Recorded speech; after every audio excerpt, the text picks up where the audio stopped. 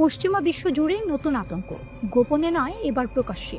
রাশিয়ার সঙ্গে মিলে ইরান বানাচ্ছে 8টি নতুন পরমাণু স্থাপনা।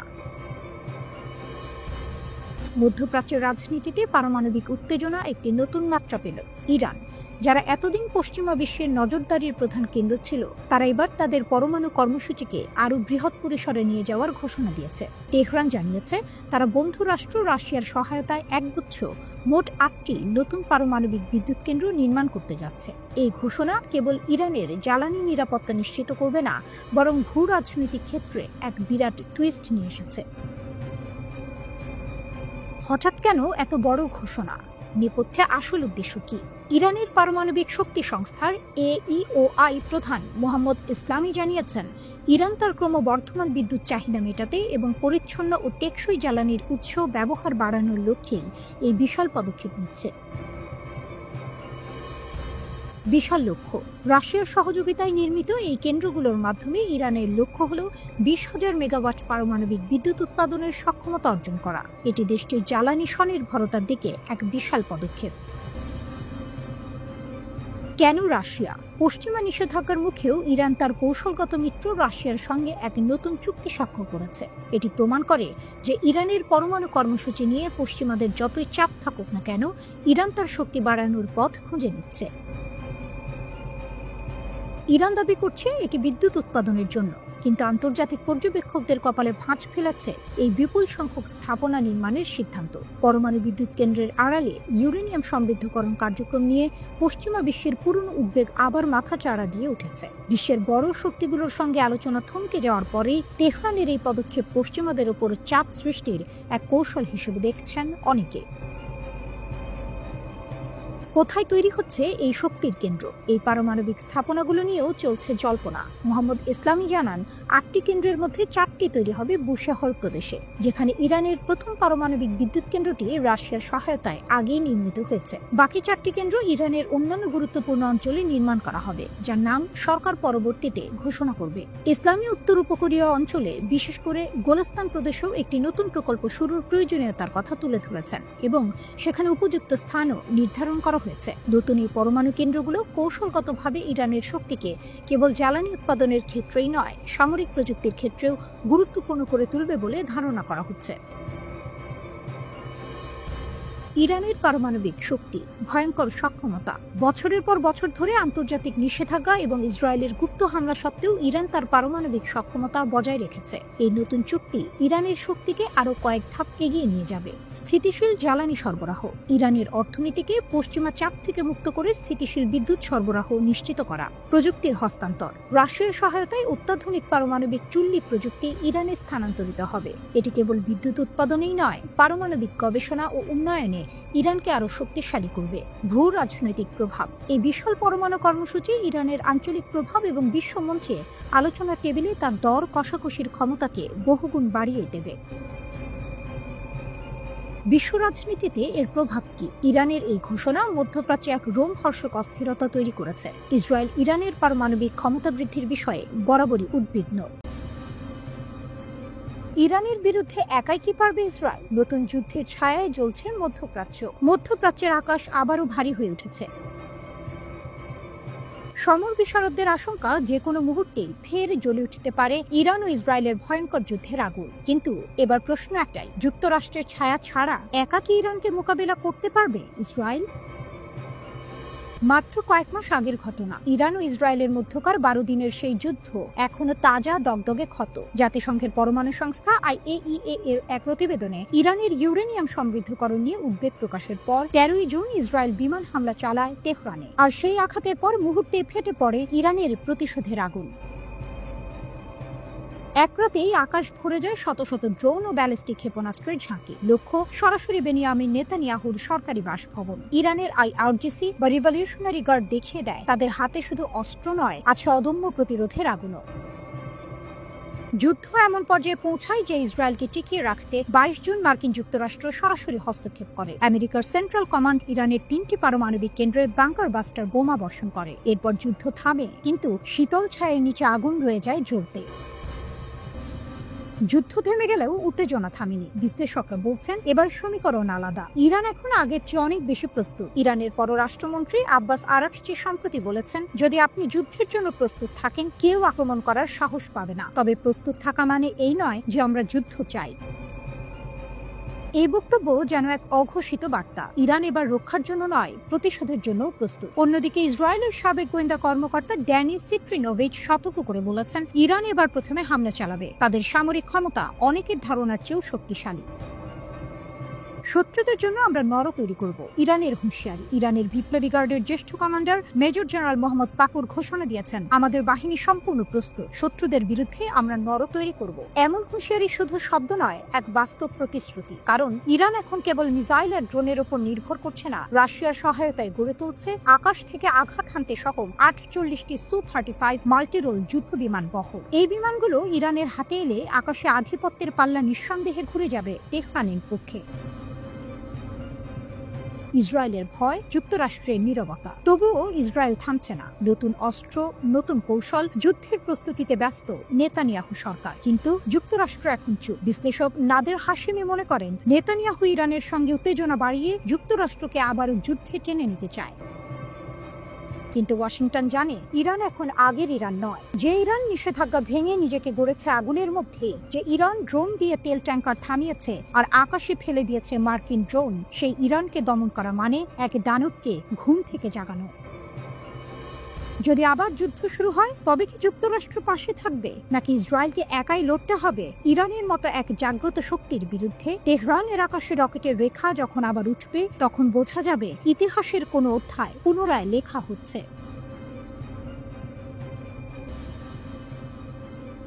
কেন তবুও আমেরিকা ইরানকে ভয় পায়? পর্দার আড়ালে বড় কারণগুলো। ইরান সামরিকভাবে শক্তিশালী হয়েও কেন বিশ্ববাজারের এক সুপার পাওয়ার যুক্তরাষ্ট্র তার বিরুদ্ধে সরাসরি তৎপর হতে চায় না, সেটাই আজকের বড় প্রশ্ন। ইরান শুধু একটি দেশ নয়, এটি একটি জটিল শক্তি। কেবল মিসাইল বা ড্রোন নয়, ইরান তার ভেতরেই এক পুরো জালের মতো নেটওয়ার্ক গড়ে তুলেছে, এবং সেই জাল ছেঁকে দিলে বিশ্বজুড়ে স্রোত বদলে যেতে পারে। ইরানের শক্তি। আইআরজিসি, ইরানের ইসলামিক রিভলিউশনারি গার্ড কোর, কেবল সামরিক বাহিনী নয়, তারা গোয়েন্দা, সাইবার যুদ্ধ, বিদেশি অপারেশন, ড্রোন ও ব্যালিস্টিক ক্ষেপণাস্ত্র নির্মাণ সবকিছু করে। তাদের কাছে আত্মঘাতী ড্রোনের ঝাঁক আছে, যা বড় বড় স্থানে আঘাত দিতে পারে। ইরান পারস্য উপসাগরের কাঁধে বসে আছে। হরমুজ প্রণালী আটকে দিলেই বিশ্বের প্রায় 20% তেল রপ্তানির পথ বন্ধ হয়ে যেতে পারে। অর্থাৎ ইরানের একটি সিদ্ধান্ত জ্বালানি বাজারে এমন কোলাহল তুলতে পারে যে গোটা বিশ্বে দামের ঢেউয়ের সৃষ্টি হবে। পারমাণবিক ছায়া। ইরানের ইউরেনিয়াম সমৃদ্ধকরণ নিয়ে দীর্ঘদিনের সন্দেহ আর উদ্বেগ যুক্তরাষ্ট্রকে তাড়া করে বেড়ায়। যদি ইরান পারমাণবিক অস্ত্র তৈরি করতে সক্ষম হয়ে যায়, তাহলে নকশা বদলে যাবে। মধ্যপ্রাচ্যে অস্তিত্বগত ঝুঁকি বাড়বে। ইসরায়েল ও আমেরিকার মিলিত ঘাঁটিগুলো সরাসরি লক্ষ্যবস্তু হতে পারে। এই সম্ভাব্যতা আমেরিকার জন্য এক ভয়ানক বাস্তবতা, এবং তাই তারা সরাসরি মিলিয়ে নেওয়ার আগে ভাবছে। ইরান শুধু নিজের মাটিতেই শত নয়, তারা প্রতিবেশী দেশগুলোতে শক্তি ছড়িয়ে দিয়েছে। ইয়েমেনের হুথি, লেবাননের হিজবুল্লাহ, ফিলিস্তিনের প্রতিরোধী সংগঠনগুলো, এই জোটগুলো ইরানের কৌশলগত বহর। তারা সশস্ত্র গোষ্ঠীগুলোকে অর্থ, প্রশিক্ষণ ও অস্ত্র দিয়ে মিডিয়ায় এবং বাস্তবে যুক্ত রাখে। এই নেটওয়ার্ক কেবল সামরিক প্রতিরোধী করে না, তারা অর্থনৈতিক চাপও সৃষ্টি করে। কৌশলগত বন্ধুত্ব। আরেকটি বড় কারণ ইরানের কূটনৈতিক সম্পর্ক। রাশিয়া ও চীন সহ অনেক শক্তির সঙ্গে ইরান কৌশলগত সম্পর্ক গড়ে তুলেছে। লেনদেন চলেছে প্রযুক্তি ও যুদ্ধ বিমান সরবরাহের ধাঁচে। ফলে যদি আমেরিকা একপাশ থেকে বড় ধাক্কা দেয়, তাহলে ইরান পৃষ্ঠপোষকদের কাছে তাকিয়ে যাবে এবং সংকট বহুগুণ জটিল হয়ে উঠবে। আসলে ভয়টা কেবল যুদ্ধরত সামরিক ক্ষমতা নয়, ইরানের ক্ষমতা হলো অর্থনৈতিক ও কূটনৈতিক প্রতিক্রিয়া চালানোর ক্ষমতা। হরমুজ সিল করলে তেলের বাজার ভেঙে যাবে, প্রতিবেশী গোষ্ঠীগুলো সংকট তৈরি করবে, এবং রাশিয়া চীন মিললে আমেরিকার একতরফা পদক্ষেপ ভেস্তে যাবে। এই মিলিত জবাব দিয়েই ইরানকে সরাসরি মোকাবিলা করা যতটা কঠিন, তার চেয়েও বেশি বিপজ্জনক।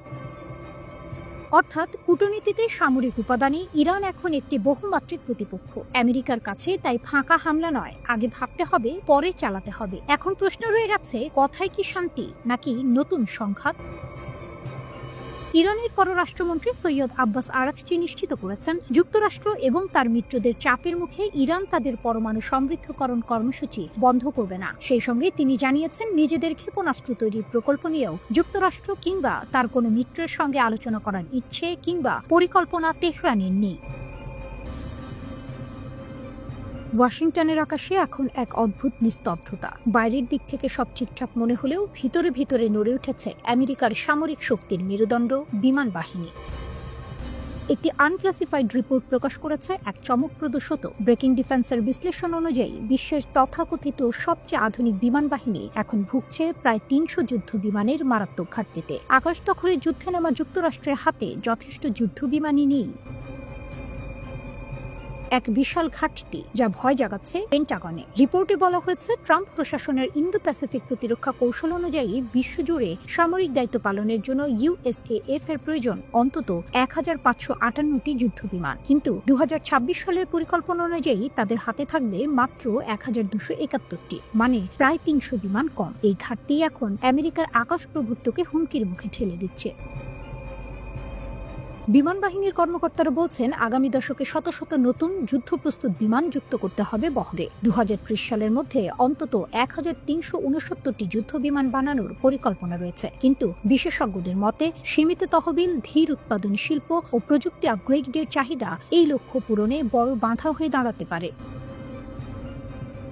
বোয়িং আর লকহিডের ধীরগতির কারখানা রিপোর্ট বলছে, ভবিষ্যতের মার্কিন বিমান বাহিনীর দুই স্তম্ভ হবে F-15EX ও F-35A লাইটনিং, কিন্তু উৎপাদনের গল্পটা যেন এক শ্বাসরুদ্ধ প্রতীক্ষা। বোয়িং প্রতি বছর মাত্র ২ ডজন F-15EX তৈরি করতে পারবে ২০২৭ সালের মধ্যে। সে হার কিছুটা বাড়িয়ে ৩৬টি পর্যন্ত নেওয়া সম্ভব হলেও বর্তমান পরিকল্পনায় ১২৯টি বিমান তৈরির কথা থাকলেও ২০৩০ সালের মধ্যে পাওয়া যাবে মাত্র ১২৬টি, তাও ৯ মাস পিছিয়ে।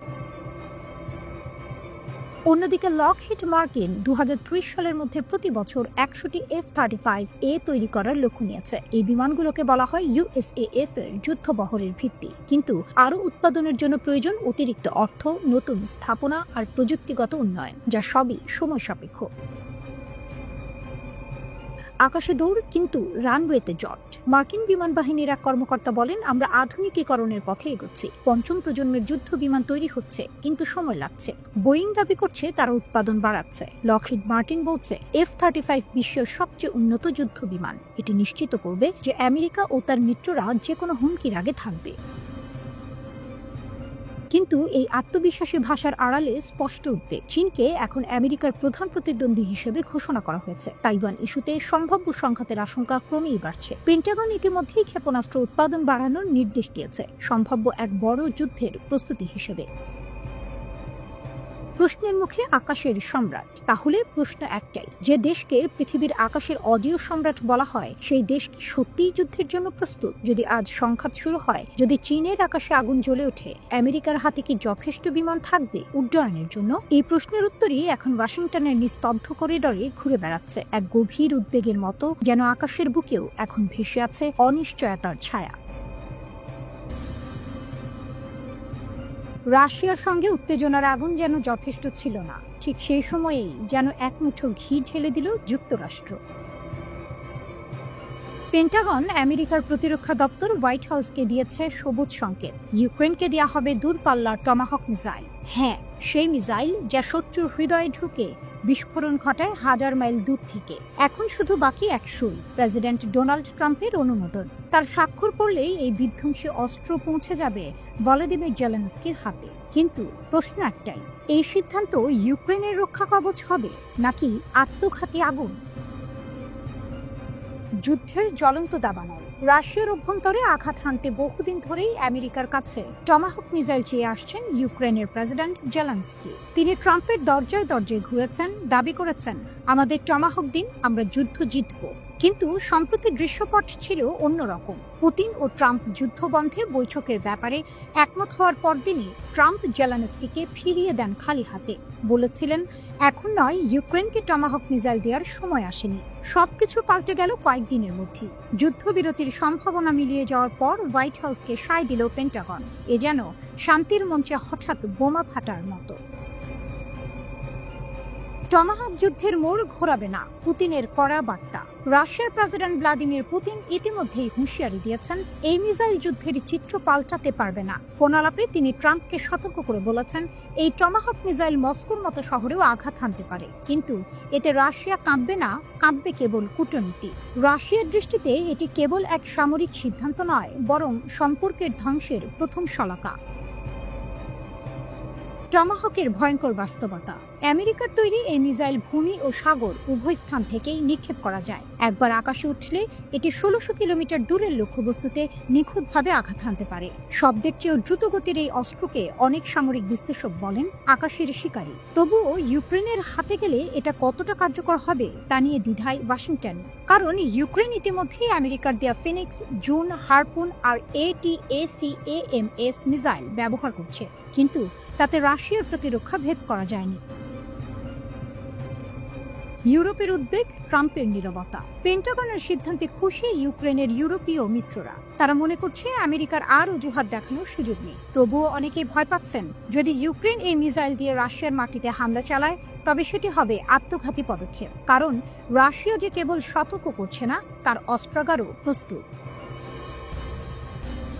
টমাহক ক্ষেপণাস্ত্র যুক্তরাষ্ট্রের তৈরি দীর্ঘপাল্লার ক্রুজ মিসাইল, যা যুদ্ধজাহাজ বা সাবমেরিন থেকে ছোড়া হয়। নৌবাহিনীর ব্যবহৃত এই ক্ষেপণাস্ত্র ভূপৃষ্ঠে নির্দিষ্ট লক্ষ্যবস্তুতে অত্যন্ত নিখুঁতভাবে আঘাত হানতে পারে। নিচু উচ্চতায় ওড়ে বলে এটি রাডারে ধরা পড়ে না। এটি আছে উন্নত জিপিএস ও নেভিগেশন ব্যবস্থা, ফলে ত্রুটির সীমা মাত্র 10 মিটার। টমাহক প্রথম ব্যবহার করা হয় 1991 সালের উপসাগরীয় যুদ্ধে। এরপর সিরিয়া সহ একাধিক অভিযানে এটি ব্যবহৃত হয়েছে। ইরানে হামলায় এই টমাহক ক্ষেপণাস্ত্র ব্যবহার করে যুক্তরাষ্ট্র। প্রতিটি টমাহকের দৈর্ঘ্য প্রায় 18 ফুট, ওজন 3000 পাউন্ডের বেশি এবং দাম প্রায় $20 লাখ। এতে 1000 পাউন্ড ওজনের বিস্ফোরক বসানো থাকে। ধ্বংস করো, আমরা আরো শক্তিশালী হয়ে ফিরব। ট্রাম্প বিবির হুঙ্কারের মুখে ইরানের ভয়ঙ্কর শপথ। তীব্র উত্তেজনা। পারস্য উপসাগর থেকে ওয়াশিংটন পর্যন্ত চাপা বিদ্যুৎ তরঙ্গ। গত জুনে যুক্তরাষ্ট্র ও ইসরায়েলের সমন্বিত বিমান হামলায় ইরানের পারমাণবিক স্থাপনাগুলো ধ্বংসের পরেও ইরান মাথা নোয়ায়নি। উল্টো তারা যেন এক নতুন সংকল্পে জ্বলে উঠেছে। ইরানের নতুন প্রেসিডেন্ট মাসুদ পেজিশকিয়ান পারমাণবিক সংস্থার কার্যালয় পরিদর্শনে গিয়ে এক রূঢ় ও রোমহর্ষক ঘোষণা দিয়েছেন। তার কথায় ছিল ভয়াল এক বার্তা, যা ট্রাম্প প্রশাসনের যুদ্ধদেহী মনোভাবের মুখে তেহরানের অটল শক্তির প্রমাণ। আমাদের ভবন ধ্বংস করে আমাদের থামানো যাবে না, আমরা পুনর্নির্মাণ করব এবং আরও শক্তির সাথে। পেজিশকিয়ানের এই বক্তব্য মধ্যপ্রাচ্যের রাজনীতিতে এক নতুন মোড় এনেছে। পারমাণবিক জ্ঞান, যা ধ্বংস করা যায় না।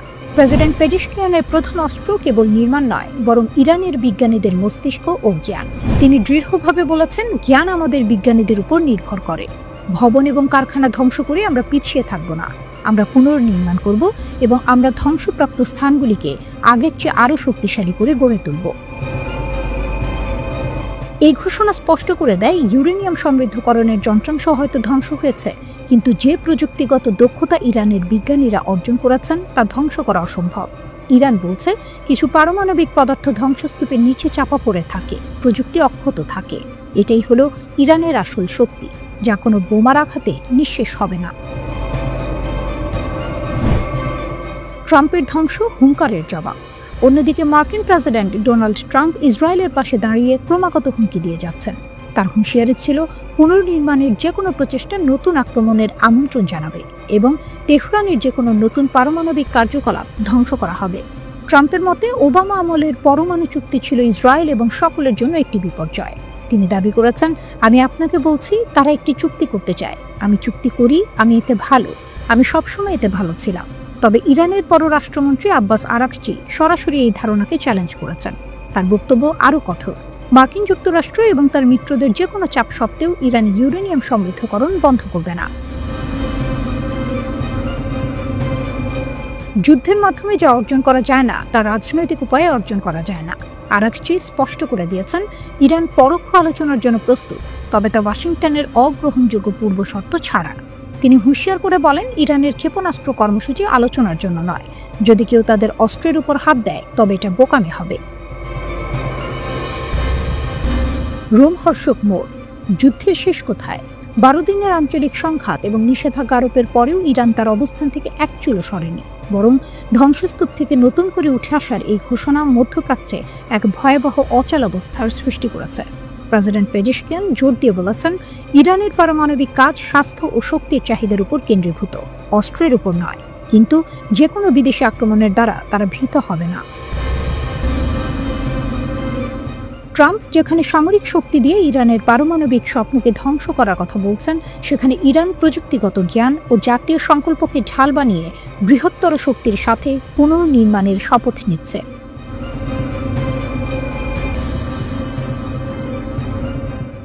গাজা যেন আবারও আগুনের রেখা, নতুন ষড়যন্ত্রের গন্ধ, আর সেই গন্ধ এখন ছড়িয়ে পড়েছে আঙ্কারার বাতাসে। তুরস্কের রাজধানী আঙ্কারায় এক এক টেবিলে মুখোমুখি মুসলিম বিশ্বের রাঘব বোয়ালরা। সৌদি আরব, কাতার, সংযুক্ত আরব আমিরাত, জর্ডান, পাকিস্তান ও ইন্দোনেশিয়ার পররাষ্ট্রমন্ত্রীরা হাজির হচ্ছেন। তাদের নেতৃত্বে আছেন তুরস্কের পররাষ্ট্রমন্ত্রী হাকান ফিদান। এজেন্ডা একটাই, গাজা। কিন্তু প্রশ্ন জাগছে, এ কি শুধুই বৈঠক, নাকি ইসরায়েলকে ঘিরে গোপন কোনো পরিকল্পনা? গাজার আগুনে মুসলিম ঐক্য। যুদ্ধবিরতির পরও থেমে নেই ইসরায়েল। 10 অক্টোবরের ট্রুসের পর থেকে ইসরায়েলের হামলায় নিহত হয়েছে অন্তত 200-র বেশি ফিলিস্তিনি। গাজার আকাশে ধোঁয়া, মাটিতে ছাই, তবু সেই ছাই থেকে যেন নতুন কণ্ঠ উঠে আসছে, যথেষ্ট হয়েছে। ফিদান বৈঠকে গাজার জন্য নতুন ব্যবস্থা নেওয়ার আহ্বান জানাবেন। তুর্কি পররাষ্ট্র মন্ত্রণালয়ের এক সূত্র জানিয়েছে, ফিলিস্তিনিদের দ্বারা গাজার নিরাপত্তা ও প্রশাসন নিশ্চিত করার বিষয়টি থাকবে আলোচনার কেন্দ্রে। তিনি সতর্ক করবেন, ইসরায়েল যুদ্ধবিরতি ভাঙার অজুহাত তৈরি করছে এবং আন্তর্জাতিক সম্প্রদায়কে আহ্বান জানাবেন এবার দৃঢ় অবস্থান নিন। সৌদি আরবের ছায়ায় নতুন কৌশল। এই বৈঠকে সৌদি আরবের উপস্থিতি অনেক অর্থবহ। রিয়াদ এখন শুধু তেলের সাম্রাজ্য নয়, মুসলিম বিশ্বের রাজনৈতিক ভারসাম্যের কেন্দ্রবিন্দু। তারা ইঙ্গিত দিচ্ছে, ইসরায়েল যদি গাজায় আগুন জ্বালায় তবে তার জবাব একা তুরস্ক নয়, পুরো মুসলিম বিশ্ব দেবে। সৌদি আরবের কূটনৈতিক শক্তি, কাতারের আর্থিক সমর্থন আর তুরস্কের সামরিক প্রভাব, এই 3 মেরু মিলছে এক বিন্দুতে। এ যেন নিঃশব্দে তৈরি হচ্ছে এক নতুন গাজা ফ্রন্ট, যেখানে ইসরায়েলকে একা ঘিরে ফেলতে পারে ইসলামী শক্তিগুলো। ইসরায়েল তুরস্ক সম্পর্ক ভেঙে চুরমার। এই বৈঠকের পেছনে জমে থাকা ক্ষোভের ইতিহাসও আছে। গাজা যুদ্ধের সময় তুরস্কের প্রেসিডেন্ট রিসেপ তাইয়েপ এরদোয়ান প্রকাশ্যে ইসরায়েলকে আক্রমণ করেছেন। তিনি এমনকি নেতানিয়াহুকে তুলনা করেছেন এডলফ হিটলারের সাথে, যে তুলনা আন্তর্জাতিক কূটনীতিতে বজ্রপাতের মতো নেমেছিল। ফিদান বলছেন, গাজায় মানবিক সহায়তা যথেষ্ট নয়, ইসরায়েল তার দায়িত্ব পালন করছে না। একই সঙ্গে তিনি প্রস্তাব দিচ্ছেন একটি আন্তর্জাতিক স্থিতিশীলতা বাহিনী গঠনের, যেখানে মুসলিম দেশগুলোর সেনারা থাকতে পারে। কিন্তু ইসরায়েল ইতিমধ্যেই তুর্কি সেনার উপস্থিতি অস্বীকার করেছে। তবুও এই বৈঠক যেন এক নতুন যুদ্ধ কৌশলের ইঙ্গিত। যদি ইসরায়েল না শোনে, তাহলে মুসলিম দুনিয়া এবার নিজের পথ বেছে নেবে। শেষ পরিণতি কোথায়? শনিবারের ইসরায়েলি হামলায় আবারও নিহত হয়েছে অন্তত 5 জন ফিলিস্তিনি। গাজার স্বাস্থ্য কর্তৃপক্ষ বলছে 10 অক্টোবর থেকে প্রাণ গেছে 226 জনের। ইসরায়েল বলছে হামাস যুদ্ধবিরতি ভেঙেছে, কিন্তু আঙ্কারার টেবিলে যারা বসছেন তারা বলছেন অন্য কথা। যুদ্ধ নয়, শান্তি চাই, কিন্তু শান্তির নামে দমন নয়। গাজার মাটি আবারও ইতিহাসের মোড়ে দাঁড়িয়ে। তুরস্কের বৈঠক কি ইসরায়েলের বিরুদ্ধে মুসলিম বিশ্বের নতুন অধ্যায় লিখবে, নাকি এ কেবল ঝড়ের আগের নীরবতা? বিশ্ব অপেক্ষায় গাজার পরবর্তী অধ্যায়ের।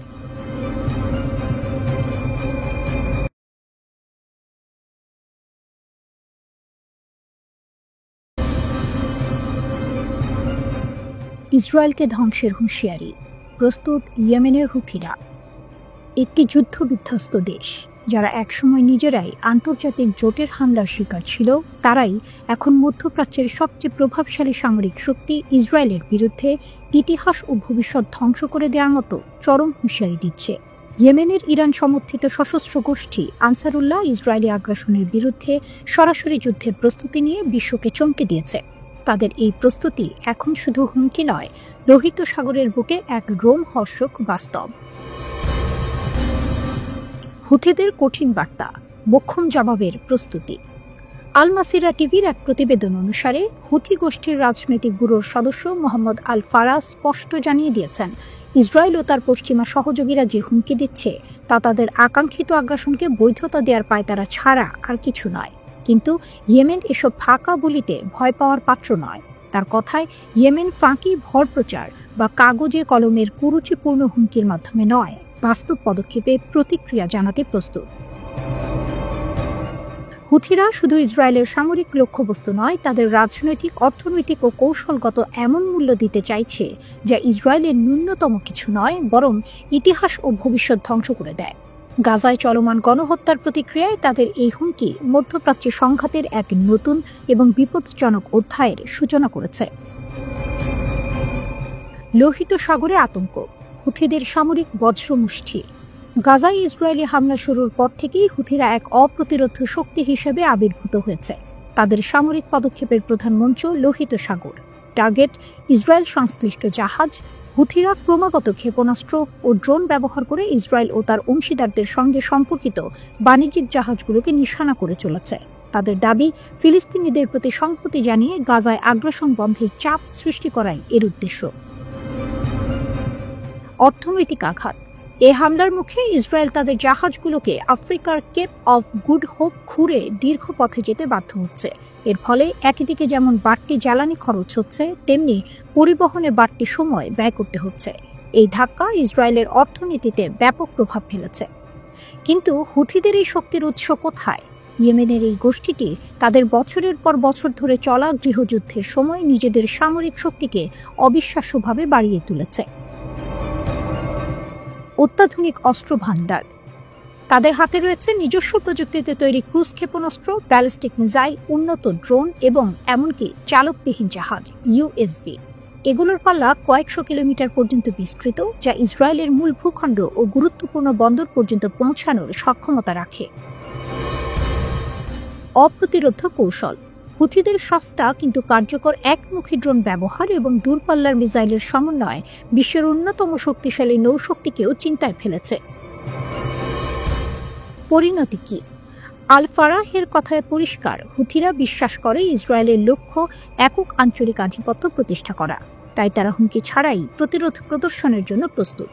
হুথিদের এই সামরিক পদক্ষেপ মধ্যপ্রাচ্যের ভূ রাজনীতিতে এক ভূমিকম্প সৃষ্টি করেছে। যুদ্ধের আগুন কি এবার ইয়েমেন থেকে ইসরায়েলের মূল ভূখণ্ড পর্যন্ত ছড়িয়ে পড়বে? উত্তর দেবে সময় এবং ইয়েমেনের সামরিক পদক্ষেপ। তেহরানের কণ্ঠে আজ এক নতুন বার্তা, এ যেন কূটনীতির আড়ালে বাজছে যুদ্ধের ঢোল। ইরান বলছে, মধ্যপ্রাচ্য এখন আর কেবল উত্তেজনা নয়, ইসরায়েলের সঙ্গে এক প্রকৃত আঞ্চলিক যুদ্ধে নিমজ্জিত। তেহরানে এক সংবাদ সম্মেলনে ইরানের পররাষ্ট্র মন্ত্রণালয়ের মুখপাত্র ইসমাইল বাঘাই কানি বলেন, এটা আর হুমকির পর্যায়ে নেই, আমরা এখন বাস্তব যুদ্ধে আছি, ইহুদিবাদী শাসনের বিরুদ্ধে। তিনি জানান, 2 বছরেরও বেশি সময় ধরে ফিলিস্তিনে চলছে নির্মম গণহত্যা। গাজা থেকে লেবানন, সিরিয়া থেকে ইয়েমেন, পুরো অঞ্চলেই ইসরায়েলের আগ্রাসন ছড়িয়ে পড়েছে।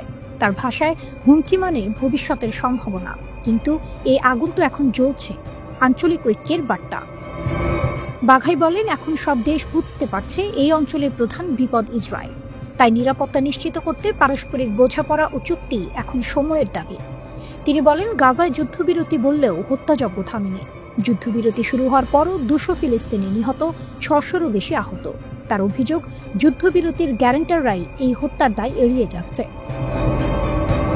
গণহত্যার অভিযোগ। বাঘাই জানান, গাজা অভিযানে এখন পর্যন্ত প্রায় 270 সাংবাদিক নিহত হয়েছেন, যা ইতিহাসে নজিরবিহীন। এটা যুদ্ধ নয়, এটা পূর্ণমাত্রার গণহত্যা। তিনি বলেন, জাতিসংঘ ও পশ্চিমা শক্তির নিষ্ক্রিয়তার তীব্র সমালোচনা করে তিনি সতর্ক করেন, তাদের নীরবতা ইসরায়েলকে আরও বেপরোয়া করছে। যুক্তরাষ্ট্রের সঙ্গে আলোচনা নেই।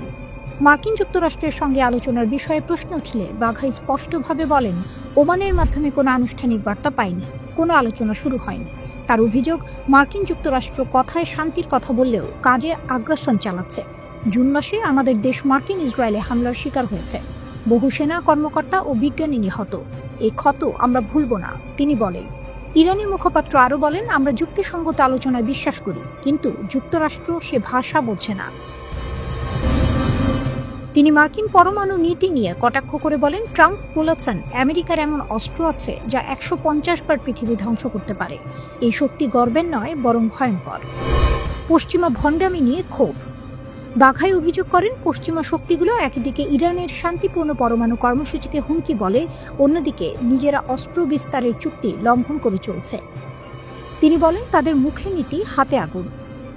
বিশ্ব রাজনীতির নতুন সমীকরণ। ইরান এখন কেবল প্রতিরোধের প্রতীক নয়, বরং এক নতুন আঞ্চলিক ভারসাম্যের কেন্দ্রবিন্দু। বাঘাই বলেন, আমরা দেখি সিরিয়া, সুদান, লিবিয়া, যেখানে যেখানে মার্কিন হস্তক্ষেপ হয়েছে সেখানেই ছড়িয়েছে বিশৃঙ্খলা। তার ভাষায়, মাদক বা সন্ত্রাস দমনের নামে সার্বভৌমত্ব লঙ্ঘনের অধিকার কারণে। শেষে তিনি সতর্ক করেন, যদি ন্যায় বিচার নীরব থাকে তাহলে অন্যায়ের এই শাসন কায়েম হবে। তেহরানের বার্তা স্পষ্ট, ইরান আর প্রতিক্রিয়া জানাচ্ছে না, নেতৃত্ব নিচ্ছে। আর এই যুদ্ধে কথার চেয়ে দৃঢ় তাদের অবস্থান, আমরা থামব না।